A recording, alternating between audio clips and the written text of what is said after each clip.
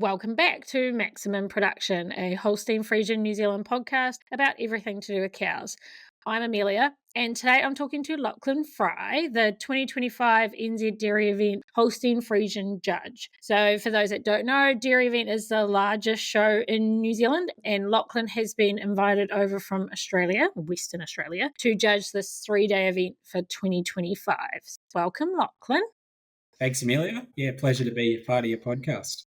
Lachlan's our first international guest, so I'm getting some reach. So we'll start off as we always do. Do you want to give us a bit about your background and how you got to where you are today? Yeah, for sure. So, dairy has been in my blood for 4 generations. So, yeah, I'm a fourth generation dairy farmer, both on my mother's side and father's side. So, yeah, it's sort of couldn't avoid probably coming into and being in dairy. But my dad's parents, we had a family farm there. So my grandfather, he was never into, I guess, the registered cows, but it was something where my dad got involved through the help of his great uncle. So we started the Katandra Park, which is our prefix. Well, dad started that before he was married in the early 1970s, and he's carried that forward all the way. And then we started our Jersey stud in the early 90s. So to just give you a little bit of background about the herd and all that, we milk about 140 cows. Half the herd is Holstein and half the herd is Jersey. So we farm in a place called Brunswick Junction. On the map, that's approximately 2 hours south of Perth, which is the capital of Western Australia, capital city. So, yeah, a great place to farm. We're about 15 minutes from the coast there. All the dairy farms are in that location, south of Perth. And yeah, so been involved in dairy and cows from day one. Yeah, I can remember the early days. My folks tell the story that, yeah, when I was about 3 or 4, our dairy was probably about a K from the house, and somehow I got the gate open and I was on my way to the dairy. And yeah, it's just something that's been such a passion and love from day one. And yeah, cow obsessed, I'll admit that. So yeah, Don't worry, most of our breeders are cow obsessed. I'm used to it. people ask, well, what's your hobbies? Well, cows and cows, I guess. So yeah, What do you do outside of cows? Cows. I do cows. That's normally their response. Yep. pretty much. So yeah, that's probably where the judging's evolved and my passion for that. So yeah. I pulled your little, if anyone follows the DairyEvent on Facebook or have been on their website, there's a little blurb about Lachlan. So I pulled that to do a little bit of background research on him. And so it mentioned in here that you achieved the Holstein Master Breeder Award in 2019 from Holstein Australia. We don't have that here in New Zealand. Do you want just to explain to us what a Master Breeder is? Sure. So a master breeder is awarded to a stud or a breeder in Australia where they've been breeding for a minimum of 20 years. Oh, wow. Pretty good effort. Yeah, it's a long term achievement and it recognises excellence in all the different areas of breeding, classification, production, all things to do with registered Holsteins. And it's based on basically points are allocated for particular achievements, whether it be breeding an excellent cow, having a cow achieve over 100,000 litres, has bred really well. So she might have a number of daughters that classify excellent or VG. So all these points are added up. And after 20 years, if the points have matched the number of cows bred, yeah, you can be awarded a master breeder. So, yeah, going back to when Dad started, he started with just one registered Holstein heifer. His great uncle, Sam Fry, he was a pretty well-known breeder in Western Australia at the time, yeah, gave him one heifer and it started from there. And, yeah, in 2019, the stud was awarded master breeder. That was a pretty proud moment for the family to start with that one animal. And I remember Dad said she had a lot of bull calves to start with before the joys and privilege of sex semen. But yeah, it's a recognition of a lifetime of breeding and the achievements that go with it. I feel one of the most prestigious awards to be given. So yeah, we're pretty proud of that. And hopefully, another 20 or 25 years, we're still going and we might be able to get a second. So that's the goal. Yeah. It does sound like it's quite an amazing opportunity to be awarded that, so I think you should be really proud of the hard work that's gone in. I'm gonna ask a bit of a random question. I have a fascination with people's stud prefixes and how they come up with them. How did you come up with Katandra? Yeah. Okay. So Katandra Park was named by my grandparents. So where we used to farm, it was quite a wet farm. Well, it was very close to a swamp. And I've been told that the word Katandra means a place of water and birds Okay. in Aboriginal. So Katandra was what they named it. There's actually a town called Katandra in Victoria, but yeah, no connection there. But yeah, Katandra Park was what it was called, and yeah, I guess you just run with it, don't you? So Yeah. it's got meaning in the family. So So it's more just if anyone listened to last month's episode, it was all about registration. So yeah, we were talking about stud prefix and how people come up with them. And Alex, who I interviewed, his is Crossroads. And he said, their farm was on the crossroad of State Highway 1 and another road. And it's quite fascinating yeah, how people come up with these random stud prefixes and things like that. So that was why I asked. I was just being nosy. That's fine. So we'll get into your judging experience. From what I've read, you have judged in every state in Australia. Is that right? that's correct. Yeah, yeah, And you did IDW, or International Dairy Week, which is the kind of dairy event equivalent in Australia, but on steroids. So it's a lot bigger than what we do here. But you judged there 2 years ago? correct. Yep, Okay. Yeah. Cool. This is going to be your first international judging appointment. Is that right? that's correct. Yeah.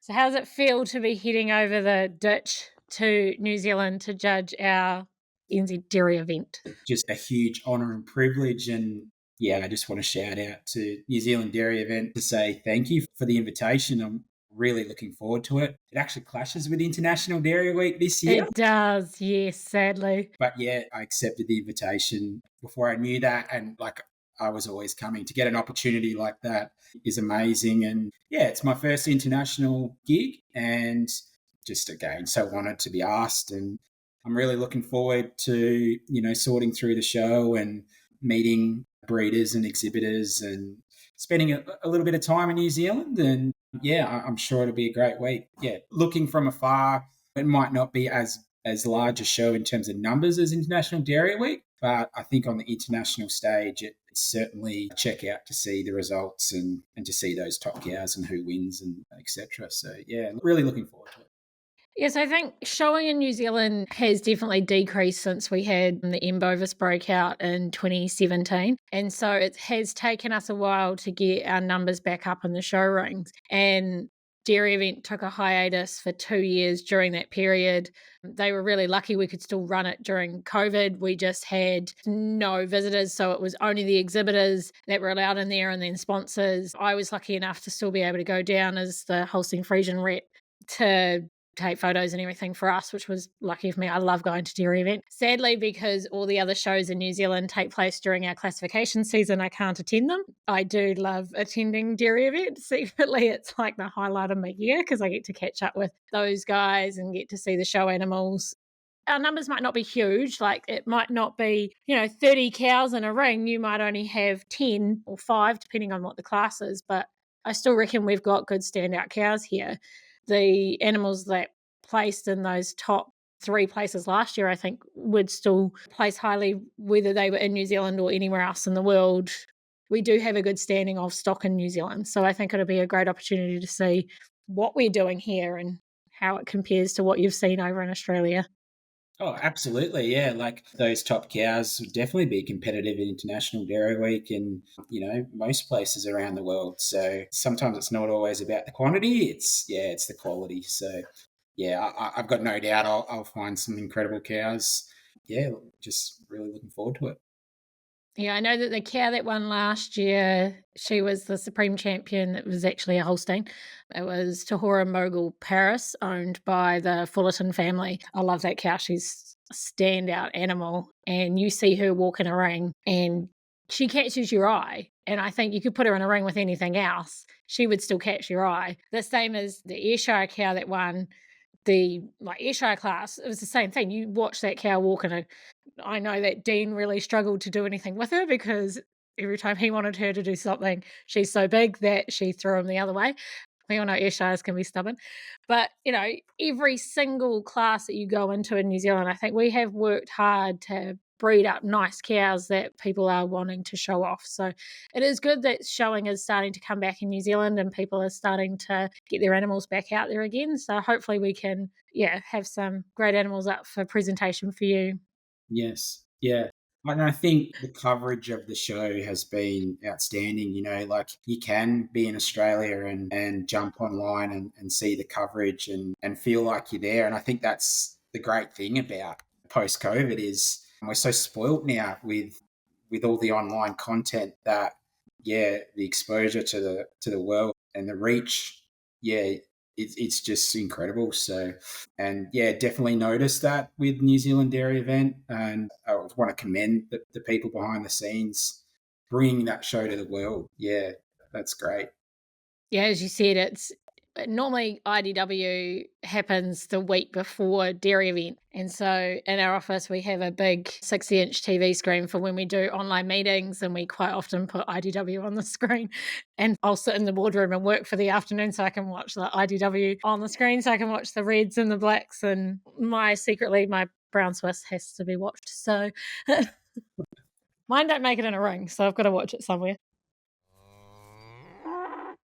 Right. So, have you spent much time in New Zealand over the years, or is this kind of your first opportunity actually coming over to New Zealand? So this will be my second visit to New Zealand. So back in 2013, the National Young Judges Final was held in Fielding, and I was representing my state, Western Australia, that year, and was lucky enough to win the competition that year. So some good memories from that year.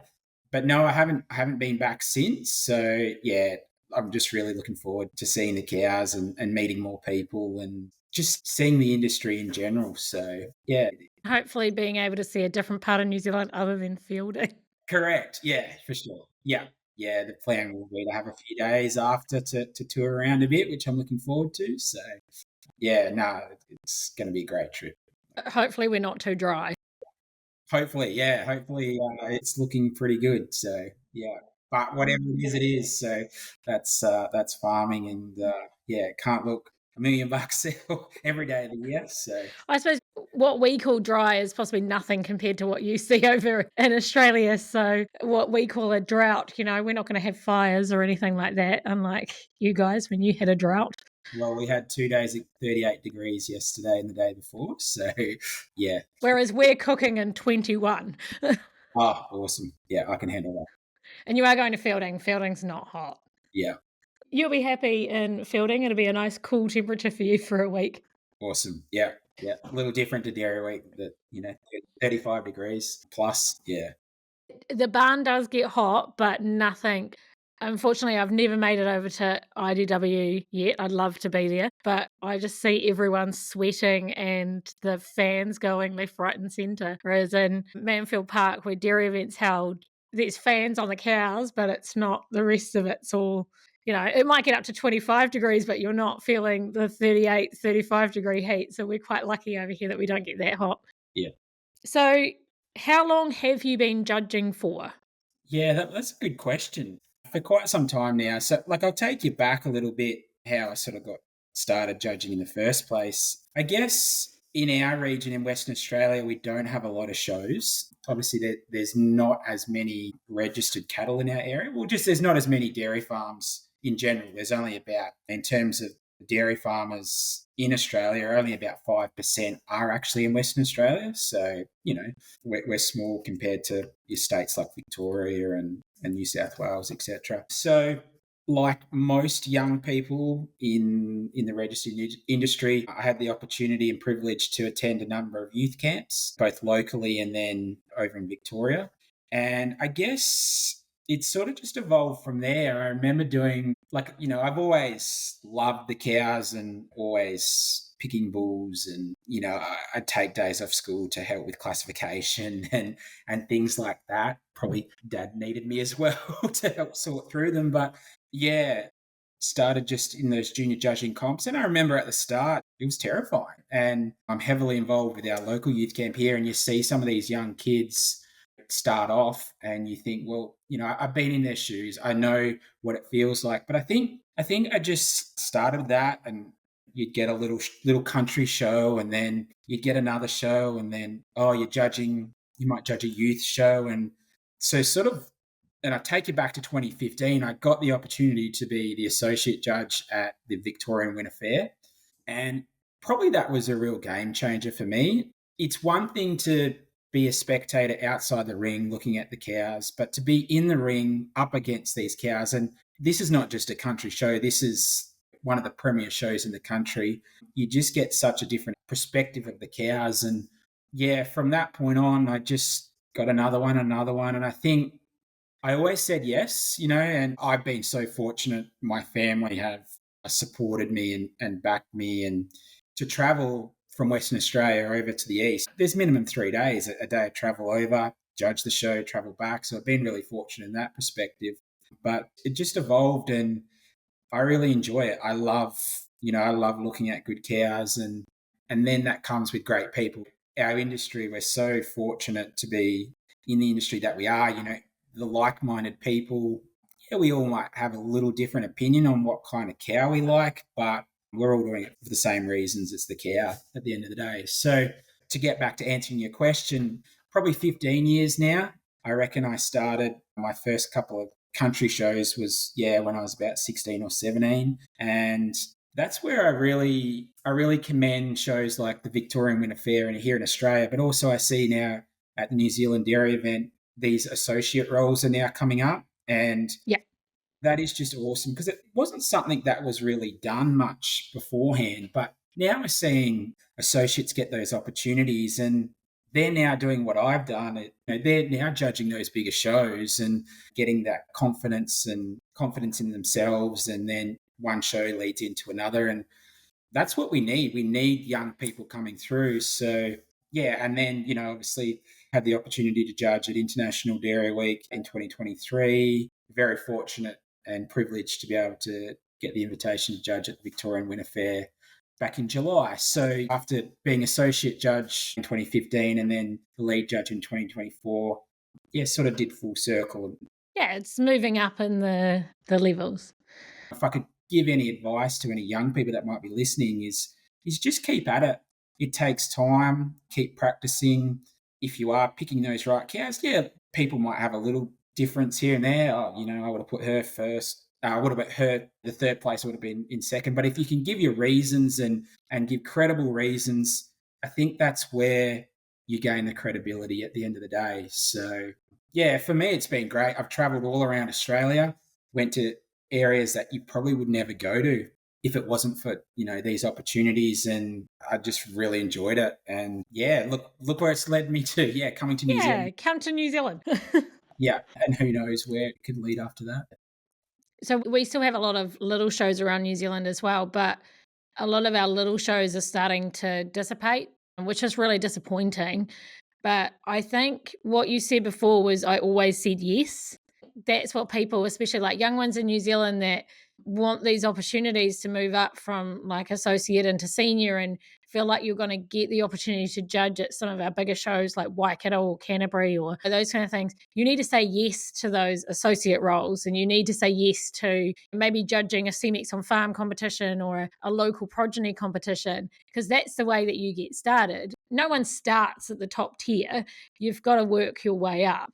So, if you've been offered a local progeny judging opportunity, the branch pays for you to go to their region, and they're always looking for different people to judge them. If you get asked to go to Northland, I know it's a long drive.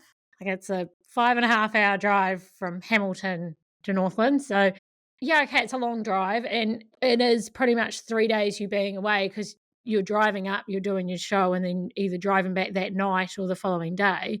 But there's some really nice cows up in Northland, some really lovely people. I don't know what it is about Northland farmers, but they're very approachable. It's just getting those opportunities to see different cows as well. I don't know what it's like in Australia, but in New Zealand, depending on where you are in the country, the cows look very different, just because we have such variable land and climates here in New Zealand that some areas suit a bigger cow, some areas suit a slightly smaller cow. And so depending on where you go, the cows they might be using similar genetics, but the cows vary in size and shape and things like that. So by getting the opportunity to maybe go and see something in Northland and then maybe go see something in Canterbury or even in Westland, you're going to see something different to be able to compare it to what you're looking at on a regular basis on farm as well. Yeah, and that's very much the same here in Australia. You go to places like Northern Victoria, the cows are a lot bigger. They can really grow them out so much better than places like, for example, maybe Tasmania, down in the south there, a lot colder. Just a different style of farming and, again, a different style of cow. But I guess coming back to judging, the fundamentals are the same. We're looking for that balanced cow all round. She doesn't have to be the biggest cow, but yeah, balanced and correct in all the parts. And at the end of the day, as long as you're happy as a breeder or farmer with the type of your cow that you're breeding for your area, I think that's all that really matters. So we're all going to have a slight different preference, but yeah, I'm a big one on balanced cows. That's the kind of cow I like. So she can be big and balanced, she can be small and balanced. But yeah, that's my preference. And that's the type of cow, a balanced cow, that I hope to find all day long in January. I think you will. A lot of breeders over here really like a nice balanced cow, so hopefully you'll be able to see a few of them at DairyEvent. I know there is definitely some nice ones out there that'll be going, so I think you have a good lineup. Those extreme cows are not winning the shows as much anymore. It's more a balanced cow, and yeah, personally, I think that's what the industry needs, and on a global scale as well. So I think that was possibly the most evident thing. I think it was like 3 or 4 years ago I can't remember if it was Madison or at the Royal Winter Fair. And the cow that won was like quite a small, compact, but man, she had the capacity of like 3 Jersey cows together almost. And everyone was surprised that she won because she wasn't the tallest cow in the ring and she didn't have that lankiness, but she was so capacious and so balanced for the size of the cow. And so I think that goes back to what you said, Lachlan, and that people aren't looking for that extreme anymore. People are looking for that overall balance. Especially here in New Zealand, people are starting to realize a lot more that like legs don't produce milk. So in Canterbury, you still see a lot of really tall cows, but they have the luxury of irrigation. So you can tend to have like a bigger cow there because you've got that ability to feed them a lot more. But as I said, if you go to Northland or you go to the Waikato, you don't necessarily want the legs. You need the capacity to be able to stand and eat off what they've got. Plus, up in the North Island, we have hills. In Canterbury, there are plains. It's completely flat. They don't know what corners are. They do not know what hills are. So, yeah, do not recommend driving in Canterbury. Those drivers are a bit. I'm going to get cancelled for that possibly, but I always say it to my friends that live down there. None of you guys know what a corner is or a hill is. But so, like the type of cow that suits down there is your bigger, taller cow. And then you come up to the North Island or even go further south towards Invercargill or Dunedin, like south of Dunedin, and it's not necessarily that kind of cow that you're going to see. And those aren't the type of cows that's going to win in those shows because the ones that are more balanced are those slightly smaller cows. Like Alistair Hall has some amazing, less than a 9 stature cow, but they're so well balanced and they're so capacious that you can see why they win in a ring down there. I think if he ever brought them up to Canterbury, I think he'd still place well up in Canterbury because they're well balanced and that's what it is. And I completely agree. I'm not a judge. I'm okay with not being a judge. I'm a classifier. That's enough. Thank you. I think, even as a classifier, when I go out there and I look at it, I like a nice balanced cow and being able to see that she's level through the rump and that she's wide through the rump and wide through the ribs and wide into the chest. So you're looking at that squareness running through and things like that. And again, she's got to be able to balance that body depth with the height that she has. If she's all legs and she's got no body depth, then is she able to produce the milk that you need to put in your vat? And I think it's more coming back to that these days as well. yeah, and I think these days the term show cow, well, she's your everyday cow. She's your cow that wins on farm challenges. She's your cow that breeds really well for you. Like gone are those days, oh, well, she's just a show cow. So I think that's a great thing for the industry. And yeah, just those real balanced cows are what's getting up and winning the shows. And I think that's how it should be. So yeah. So you've done showing as well as judging, is that correct? Correct. Yeah. Yeah. Like I said, not as many shows here in Western Australia, but yeah, always get over to Dairy Week and give some people a hand. And I'm by no means a gun fitter or anything like that. That's not my forte. I'd rather be, just behind the scenes, feeding cows and doing those kind of jobs. So There's nothing wrong with being a shit catcher. not at all.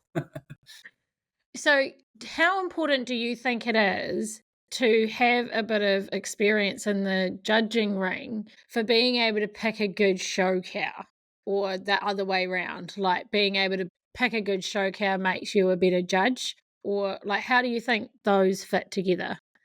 I think probably one of the advantages that I have is, I milk my own cows. Being able to look at cows every single day and compare them and break them down and go, what do we want to improve on this cow?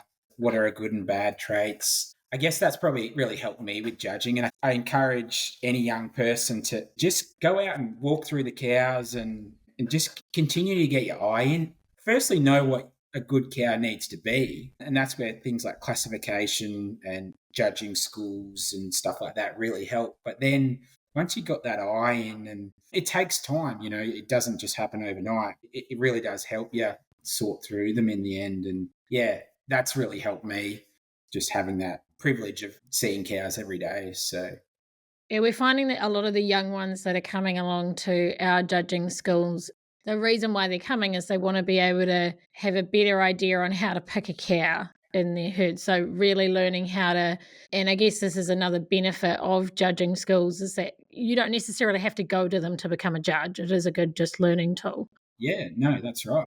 And so it's a good opportunity for you to just go along and hear how they break a cow down and listen to what they're comparing to. So then when you are picking your cows that you are interested in taking to a show or something like that, you're just getting a better understanding of, if I'm going to pick cow A here, but actually she doesn't blend so well on the forudder, or when she walks, she has a habit of, when she stops, pushing her feet back so she straightens her leg out. That's telling me that maybe like her thill placement's a little bit further back than I would like it if I was putting her against another cow. But it's something that you're aware of, so that when you are taking them to the show, you can be like, okay, well, I know she does this, so when I stand her, I need to be cautious about the way that I stand her to stop her from doing that and things like that. So I think that's a really good benefit of judging schools. And I think you're possibly thinking the exact same thing with how you do it in Australia as well. Yeah, and also look, and it'd be the same in New Zealand. I've got no doubt. There's so many knowledgeable people that have been judging for a long time and breeding cows that, and I'm really thankful personally that I've had some tremendous mentors to be able to learn from and just to listen to them judge and work through big shows. And you can get a lot out of just observing and listening. Oh, yes, you can. And that's not just in judging, that's in most things in life. So that's another thing I'd really encourage anyone to do. And I've got no no shame in saying, the last number of years I've sat up most nights and watched Madison live, trying to pick those cows out, that little snippet that you do get of them on the live stream. But just all those little things like that, just trying to get your eye in. And look, not everyone's going to be a judge. Not everyone has that passion, but just knowing and learning what makes a good cow good and for what reasons and why, even just for the everyday commercial farmer, I think is really important. Yeah, well, it's similar to like learning about classification, in that it just shows you how to break a cow down and to look at what traits you want to improve in your herd. So a judge is going to look at it maybe slightly different to a classifier, but the judge is still going to be able to tell you, this is why she didn't place over that one. Can you see that this one is finer in this detail, or she's a little bit wider here, a little bit better teat placement. Sometimes that's all it comes down to. So it's understanding the differences between the cows and being able to compare them as well. I think you can just learn little things like that just by attending judging days. We have some amazing judges in New Zealand, like Warren Ferguson, who went over and judged at IDW. That was 2023 as well, wasn't it?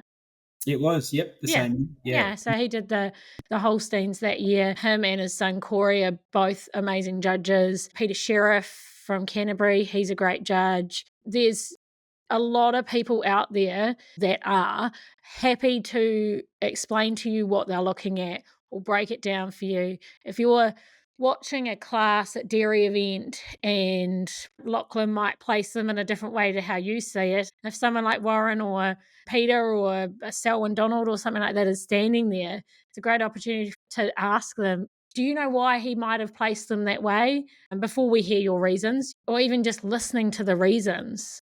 A lot of people see the placements and then they walk away, and it's like, well, if you listen to the reasonings, it gives you a really good explanation on what the difference are, these minute differences are between these two cows that place one over the other, because sometimes it could literally come down to teat placement or teat length even if they're two very strong cows.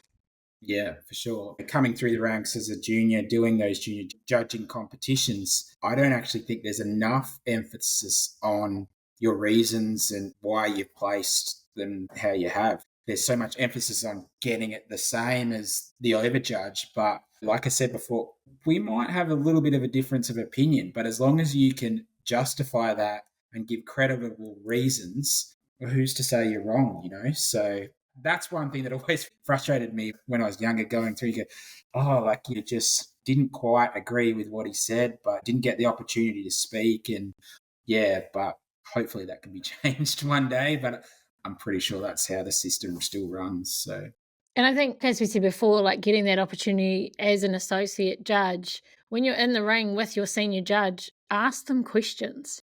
Ask them why they placed it that way. And even if it's not specifically outlined in the reasons, you still need to be able to understand it. Your associate judge for DairyEvent is Sarah Leach. She's from out Te-Rawa, so she's a Waikato girl. She's actually an Ayrshire breeder with a couple of Holsteins. So Sarah's family is well known in the Ayrshire industry. Her father, Graham Leach, is on the Ayrshire board and has been for many years. Sarah has a passion for Holsteins and has actually just made her way onto the senior judges list within New Zealand. Because we don't have a lot of appointments, we're trying to bring a lot of these senior judges in as associate judges to give them that opportunity. And if I'm right about this, I think this is actually Sarah's first opportunity as a judge at a show. So to be able to be selected as the associate judge at DairyEvent is a huge opportunity for her. And I think Sarah will learn a lot from it. I think she'll be sad she doesn't get to bring any of her Ayrshires down to the show this year, but that's okay. She can get to look at some black and whites instead of her reds. Yeah, definitely. I'm very much looking forward to working with Sarah and meeting her. And yeah, it'll be great. So yeah, really looking forward to it. So thank you again to Lachlan for giving up your time today or this morning, because he's 5 hours behind me. It's my lunchtime. If you are heading to NZ DairyEvent, make sure you check out the Holstein Friesian ring where Lachlan and Sarah will be. I'm sure if you have any questions regarding judging, Lachlan will be happy to have a chat. And if you're interested in becoming a judge for Holstein Friesian New Zealand or any of the breed societies, they will be hosting judging schools throughout the country over the next couple of months. So keep an eye out on our social media and check out your emails for dates and locations. Do you have any last things you wanted to add, Lachlan? Just once again, thanks for the opportunity to come on podcast. It's been great chatting to you. And yeah, I'm really looking forward to January and seeing some awesome cows and catching up with some great people and enjoying the New Zealand hospitality. So yeah, not long to go now. No, it's only a couple of weeks and then you'll be here. Yeah. We're excited to have you over, and yeah, I think you'll be able to see some great cows while you're here. Sadly, I'm not going to make it to DairyEvent this year, but I know that there'll be lots of breeders there that'll be really looking forward to getting to know you and ask you plenty of questions. So don't be afraid to approach the judges, guys. So, as always, if you have any questions about today's topic or any other topics you would like us to talk about, you can get in contact with me through our website, Facebook, or Instagram, which are all linked in the show notes. Thank you for listening. I will be back next month with a new guest and a new topic. Until then, happy farming. Bye.